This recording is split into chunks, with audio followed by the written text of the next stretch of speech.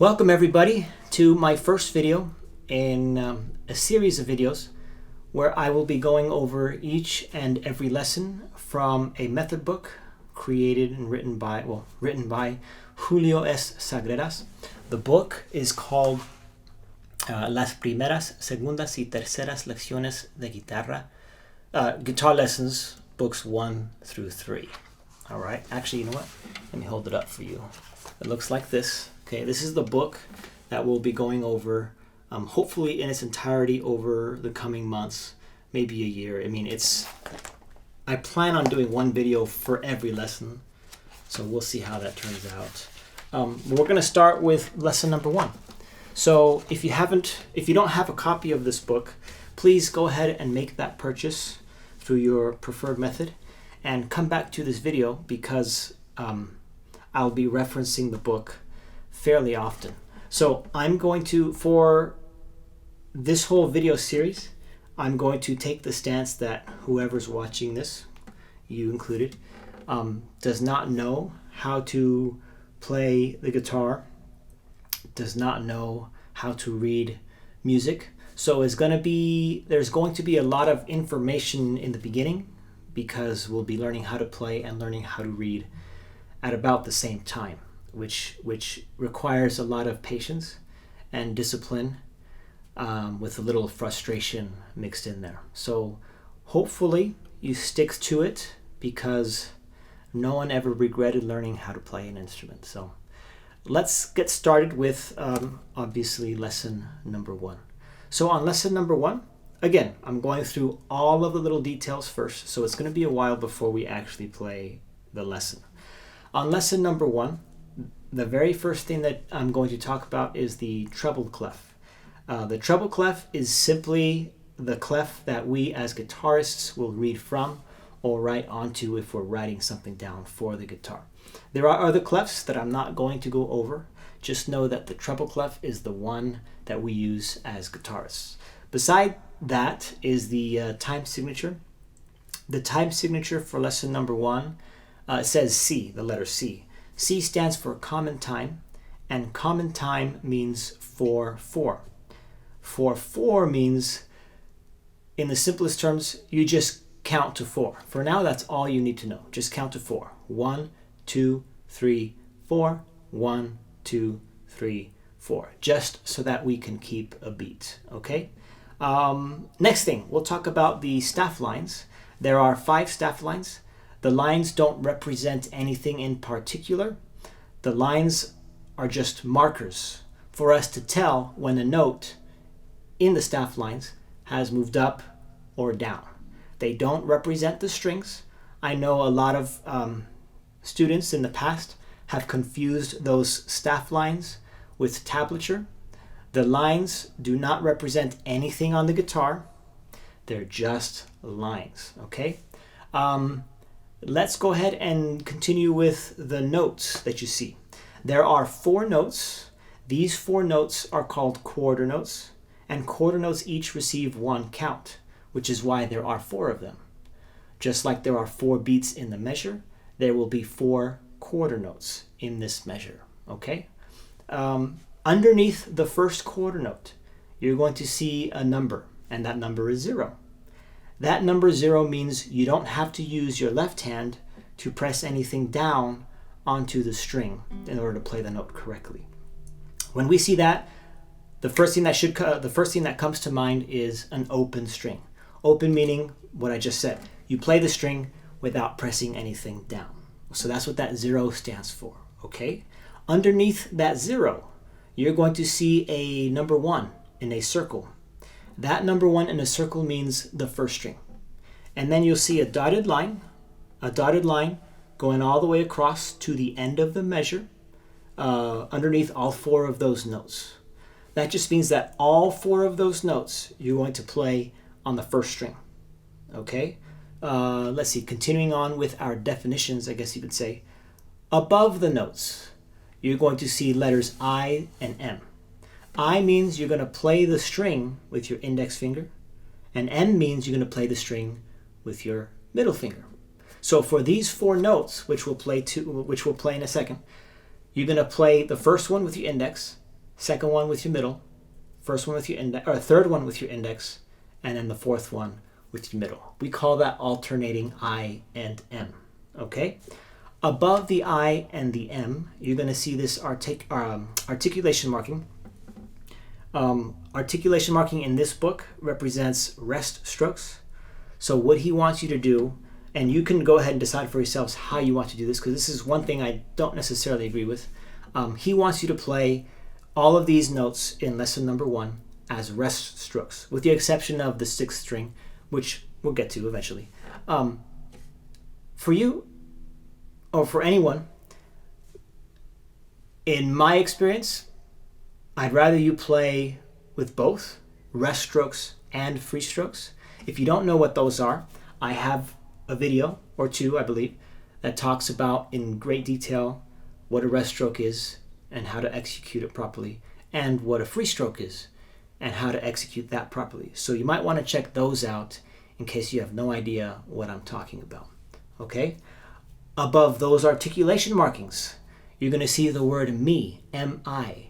That me is solfege for E, the letter E. In case you're not familiar, the notes in music are labeled with the letters of the alphabet, A through G, A, B, C, D, E, F, G. Solfege starts with do, do, re, mi, fa, sol, la, ti, do. In the letters of the alphabet, it would be translated to C, D, E, F, G, A, B, C. So mi just means the letter E. So those 4 quarter notes that you see in lesson number 1 are all E's. And those E's, like I've already mentioned before, are on the 1st string, okay? And they're open. So you're going to play this string, according to the music, 4 times. Alternating index, middle, index, middle. Index, middle, index, middle. That's it. It's as simple as that. One thing I do want you to do when you play through this lesson, and we'll play it together, the entirety when we get to the end of the video, you're going to put your thumb on the 3rd string when you play the 1st string. So there's going to be a string in between. When we play the 2nd string, your thumb is going to be resting on the 4th string. When you play the 3rd string, your thumb is going to be resting on the 5th string. When you play the 4th string, your thumb is going to be resting on the 6th. And because we have to break the pattern here, when you play the 5th string, your thumb is still resting on the 6th. When you play the 6th string, your thumb is going to be floating. You cannot put your thumb on the face of the guitar like this. That's a big no-no. Just keep it floating. So that's going to be the one instance where your hand will not feel as anchored down as when you keep your thumb on a string. So that's what I would like you to do throughout this lesson. Okay? So again, the first measure, we have 4 quarter notes. Each of those quarter notes are 1 count. And those 4 quarter notes are called E. And those E's are going to be on the 1st string, and they're going to be played open without pressing anything down. So placing our thumb on the 3rd string, let's play this measure one more time. On the count of 4, starting with your index finger. 1, 2, 3, 4, and 1, 2, 3, 4. That is the first measure of lesson number 1. The second measure, you'll notice the 4 notes have changed. They've all dropped down within the staff line.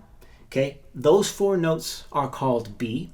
In solfege, you can see it says C, also known as T, Ti, or in this case, Si. Those 4 notes in the musical alphabet are B. B is on the 2nd string, and you could tell because based off of the number 2 in the circle right underneath the first B in the 2nd measure.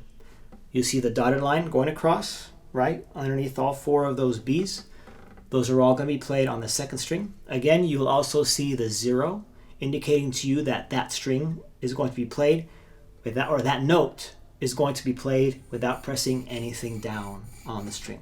So now we have the 2nd string open, which is called B, C or T in solfege, but B will suffice.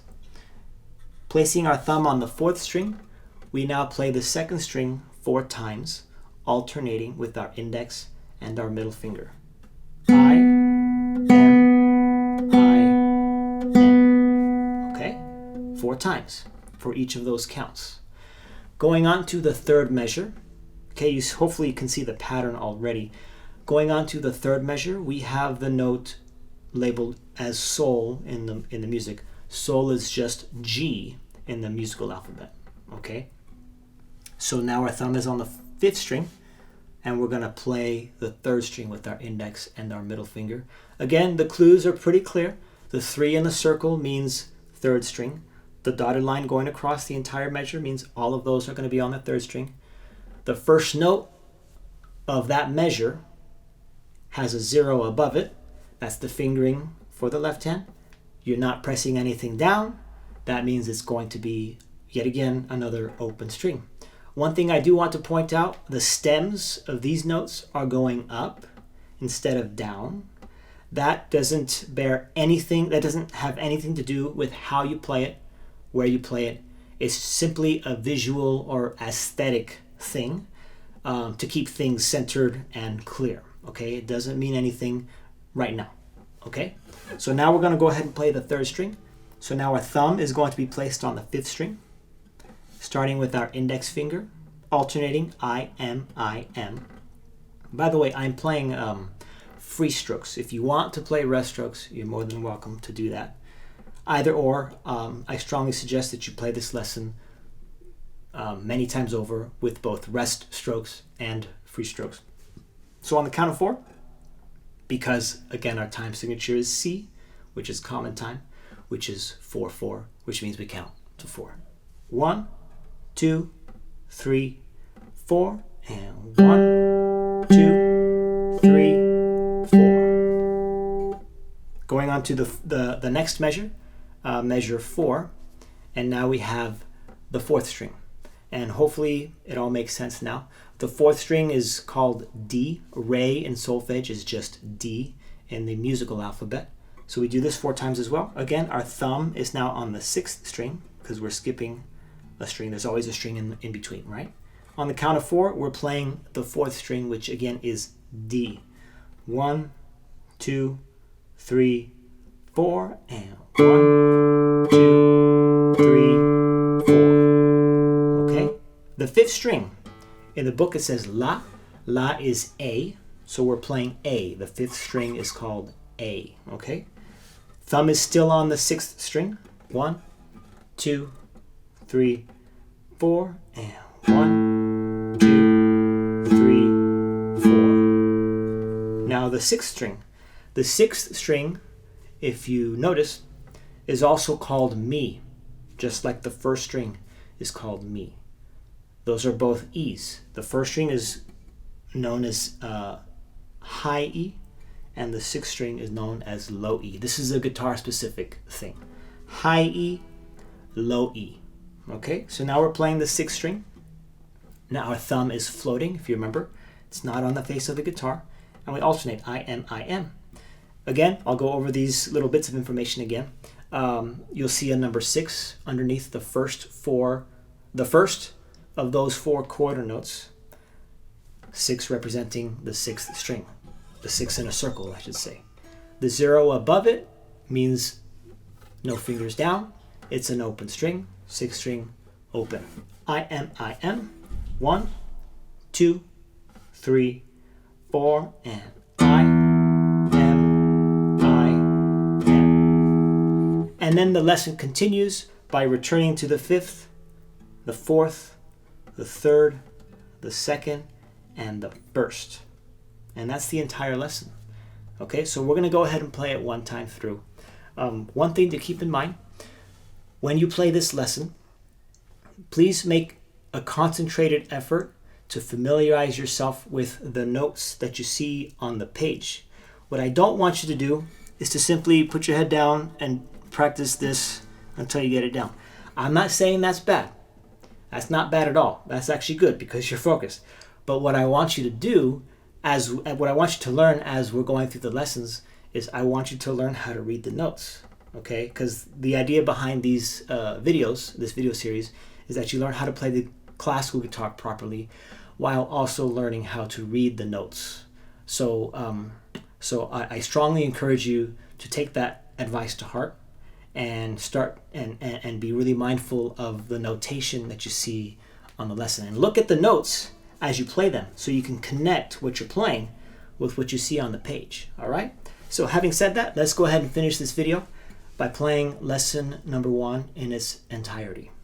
On the count of 4, 1, 2, 3, 4, and 1, 2, 3, 4. Second string, 1, 2, 3, 4. Third string, 1, 2, 3, 4. Fourth string, 1, 2, 3, 4. Fifth string, 1, 2, 3, 4. Sixth, 1, 2, 3. Back to the fifth, 1, 2, 3, 4. Fourth string, 1, 2, 3, 4. Third string, 1, 2, 3, 4. Second, 1, 2, 3, 4. And first, 1, 2, 3, 4. All right, so you see me smirking. I actually forgot to move my thumb down like I advise you to do. So don't do that. Definitely keep your thumb down. Keep your thumb moving with your fingers. So so yeah, that's one mistake I made. We all make mistakes here. So that is the lesson. You know what? I'm gonna go ahead and continue by doing this again, starting on the 6th string and making sure my thumb moves down. Like I said, it should. 1, 2, starting on the 6th string. 3, 4, and 1, 2, 3, 4. Fifth string. 1, 2, 3, 4. Fourth string. 1, 2, 3, 4. Third string. There we go. Thumb's moving down. 3. Second string. See how my thumb's moving with me, or with my fingers? And first string. 1, 2, 3, 4. Much better. Much better. There we go. And that is lesson number 1. Okay? You can also, as you play each string, instead of saying 4th string like I was saying, you can also say in your head E. Right? So you remember the notes. B. Oop. Right? G. Okay? D. So on and so forth. And again, make sure you make a concentrated effort to familiarize yourself with the notes, because it's really, really important. Okay? So that concludes the video. Hopefully you got something useful out of the video. There was hopefully some tidbits of information that you could take home, or, well, you already are home, I would imagine, that you could use while you're home. And of course, if you like, I would love it if you could share this video with anyone who might be interested in learning how to play classical guitar properly while at the same time learning how to read. All right? Thank you very much, and I will see you in the next video.